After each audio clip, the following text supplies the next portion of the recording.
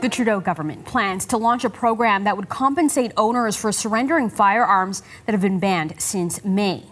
The initiative is outlined in Bill C-21, which would also allow municipalities to ban handguns. The proposed legislation would also extend the ban to air guns that look like real firearms. The bill was introduced last week, 9 months after the Liberals banned the use, sale and importation of more than 1,500 makes and models of firearms. Well, sports shooters and hunters say the decisions don't reflect the reality of those who legally buy weapons and why. Cassie Premack sells guns at her shop in Prince George, BC, and she's filed a judicial review of the government's earlier ban of 1,500 guns in May. Hi, Cassie. Thanks so much for being with us on Canada Tonight.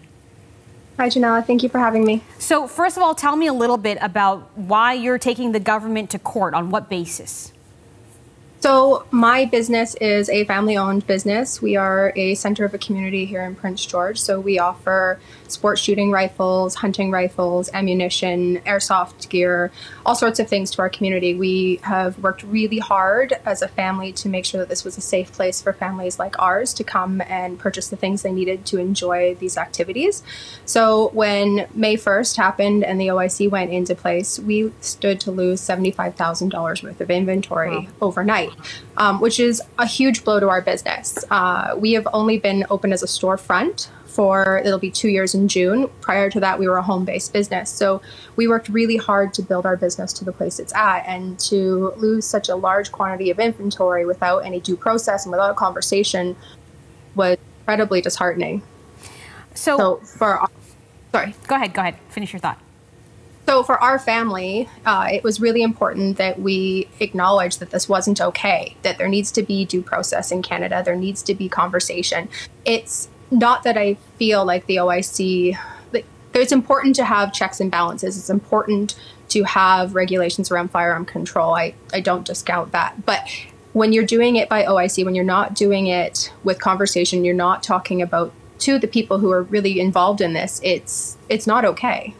So explain to me also how the buyback program that's being floated by the federal government impacts your business. Are you able to sell your firearms back to them? And we don't have a price yet, but do you have any idea if it'll be worth it for you? We have no acknowledgement from Bill Blair whether or not businesses even qualify under the buyback program that he discussed. When he talks about it, he often says it's for firearms owners. So personally, my personal collection of firearms, my family's firearms collection, they would be eligible for the buyback program, to my understanding, at a discounted amount from what we actually purchased our firearms at. But as a business, he hasn't acknowledged the billions of dollars that would cost to recoup in the industry. I mean, the firearms industry in Canada is a multi-billion-dollar industry. So Minister Blair says that none of the firearms that are on this list of banned are used for hunting, that they're weapons for killing people. Do you disagree with that statement? I wholeheartedly disagree with that statement.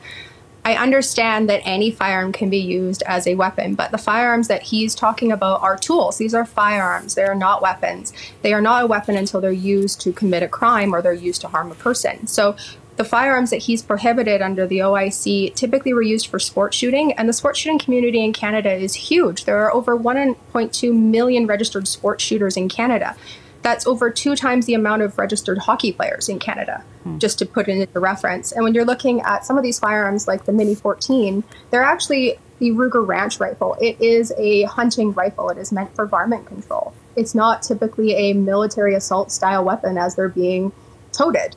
I mean, I will say some hunters disagree, or there are some different schools of thought on this. Some hunters say there are still other options for hunting that aren't on this list. No, and there are still bolt-action rifles, but some bolt-action rifles were targeted under this list. And that's a big misconception. It isn't all semi-automatic firearms that were targeted under the OIC. Just the other day, I had a customer in asking me about his Weatherby Mark V Deluxe, and his caliber had been prohibited as a variant under the OIC, which is a bolt-action rifle. That is a hunting rifle. So do you feel like there is a disconnect between sort of the cities where, you know, often crime is happening and sort of the rural areas where hunting is happening? Do you feel like there's a disconnect? I feel there's a huge disconnect, and I understand the fear and the desire to keep your family safe. I don't hold that against any person living in urban Canada.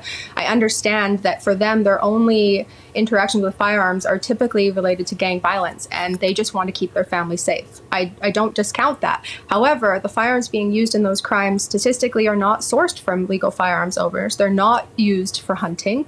They are typically handguns, and they are sourced out of the country typically.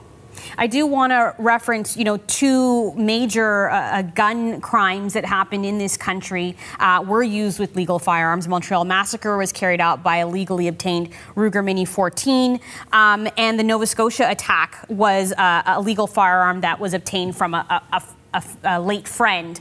So in these cases, these were legal firearms and they were used to carry out mass shootings. So the argument often is that we shouldn't even have these weapons available in Canadian homes where they can be used for nefarious purposes. How do you respond to that argument? I think there's a huge disconnect. The needs of rural Canadians and the rest of Canada are very different than those in urban centers, right? There is this very dense population in areas like Toronto and Montreal and Halifax, and I understand that for them, these aren't tools that they use often. But when you live in rural Canada, when you live in the rest of the country, hunting is still very prevalent. There are cultural significances to hunting for the Indigenous communities. There are significant reasons to have them on farms. And for the sport shooting community, which is a multi-million-dollar industry in Canada, they're incredibly important to their sport and aren't being used for crimes. All right, Cassie Premack is a firearm vendor in Prince George, and she's filed a judicial review of the government's earlier ban of 1,500 guns. Thanks so much for being with us, Cassie. Thank you for having me.